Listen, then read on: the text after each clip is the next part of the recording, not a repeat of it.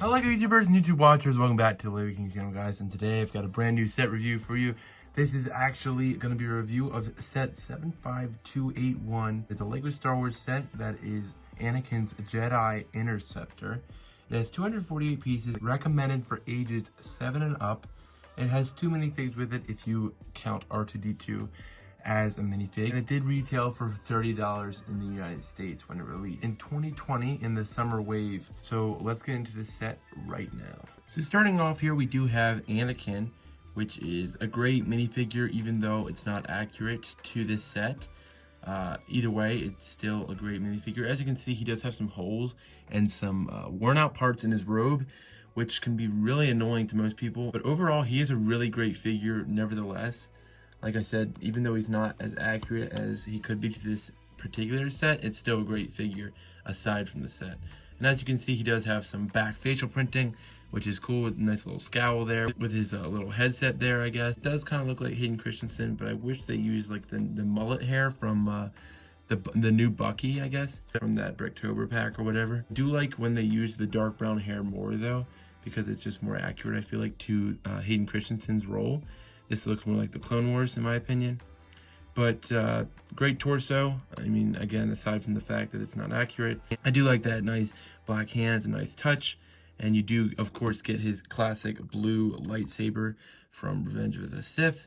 And that does look good right there with him. Do have some nice printing on his pants as well.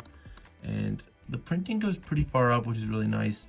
LEGO sometimes doesn't do that, but this time, as you can see, they really did.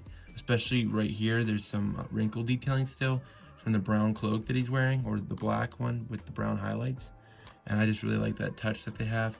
Of course, he is going to be wearing a brown groin piece with the black legs that are normal. But nevertheless, I do like this figure a whole lot, and I think he is a pretty good one to have in my collection.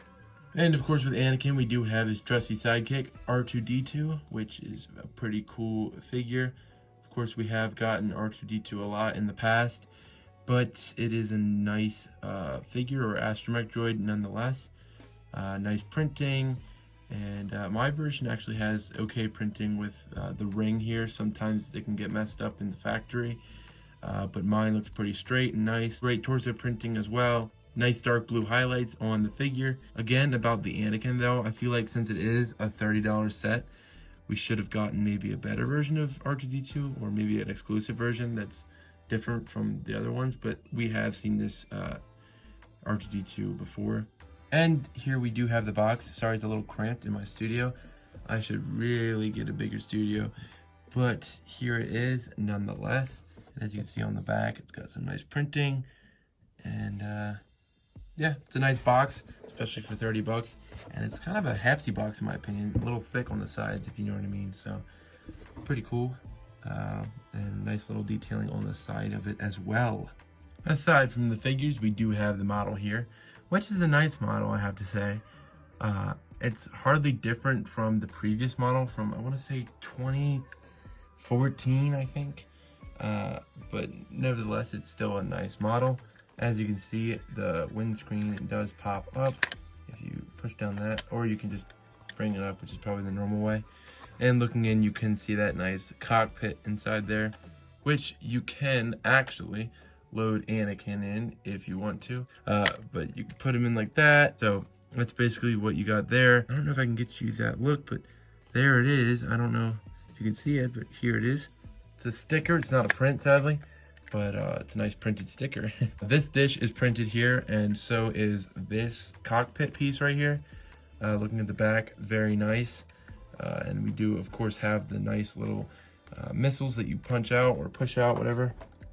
And it does look like a nice model. It's definitely a good display piece.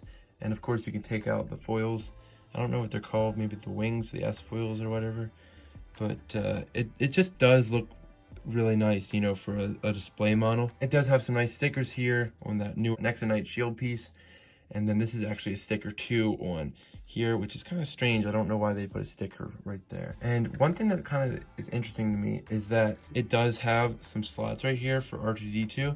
And then this slot is like built in just for stability, I guess. But it looks so strange without having a hole there for an astromech. You may be wondering why there's two sliders right here. I took these off from the middle. They're supposed to go here because I put a stand underneath, and I'll show you that in a minute. It is a little difficult to build, in my opinion. It's confusing sometimes. If you press on the back of there, then you can fire that piece off. And of course, it's just the normal bolt piece. You can see it does have some nice guns in the front.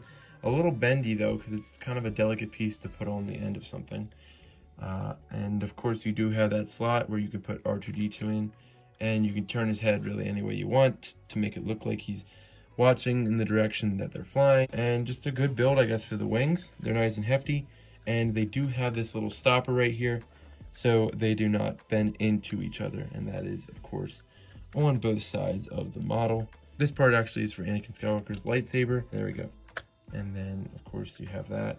But the wings are pretty nice when you put them down. They're not going to bend into each other, which is nice. You do have some nice guns right here on each side, duplicated. And that's a nice touch, in my opinion. That's basically what I have to say about the model. And here is the stand that I made for it that I was talking about earlier. Basically just a makeshift stand. And it's got a lot of Technic pieces, I guess, with it that had normal studs on top.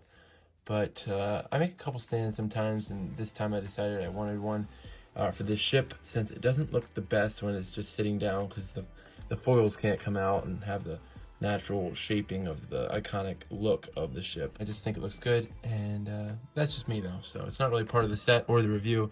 It's just a little fun fact that I threw in there for myself. So overall, I think this set is pretty good. The only thing I would have trouble with it is the price range. $30 I feel like is a little too much for the set. I like the overall design of the ship and everything, but it doesn't seem that much better, especially for the price, than the previous model that we've had before. The build was a little tricky, actually, if you can believe me on that. I also thought it was kind of cheap of Lego to, once again, like I said, to put Anakin from the Mustafar set in here with his torso at least, where it's all burnt up and there's holes in it, because it's just not scene accurate at all. If you guys did enjoy this set review, please feel free to give an actual like down below. Subscribe if you feel like it. Comment down below what your favorite part of the video was, and also visit my Instagram, which will be linked down below in the description. Feel free to go check that out, and thank you all for watching. I'll see you guys next time on the Lego King channel. Thanks for tuning in.